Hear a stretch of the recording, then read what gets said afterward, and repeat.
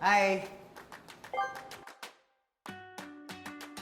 Okay, so I asked for this video call kasi somehow all of you asked me to explain how UITFs work. So instead of doing it one by one, medyo dumadami na kayo. Sabay-sabay na lang. Okay? Are you ready? Okay, so let me explain UITF or Unit Investment Trust Funds. UITFs are investments that are managed by a bank. Basically, the bank pulls money from different clients, so kayo yun, then invest them in things like the money market, bonds, and stocks. Now, the type of UITF to invest in depends on three things: your purpose of investing, the amount of risk you are willing to take, and how long you want to invest. So, what are the types of funds you can invest in? Medyo a bit of jargon here, kaya get ready. The most conservative would be the money market funds. Here, funds are invested in time deposits and cash assets. The length of investment is usually shorter, around a month to less than a year. So the goal is to have minimal yet stable returns. Bond funds are for people who are willing to take on a moderate level of risk.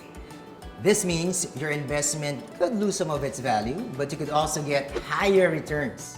Bond funds are invested in fixed income instruments like government securities and corporate issuances. Usually, you would keep your money invested for a year or more. Okay pa kayo? Tuloy ba natin? Okay? The last two funds are for people who are comfortable taking on a higher level of risk. First up are balance funds. These are invested in a mix of shares of stocks, bonds, and money market instruments. For this fund, it's recommended to stay invested for a minimum of 5 years as the returns are better. The next and the last one are equity funds.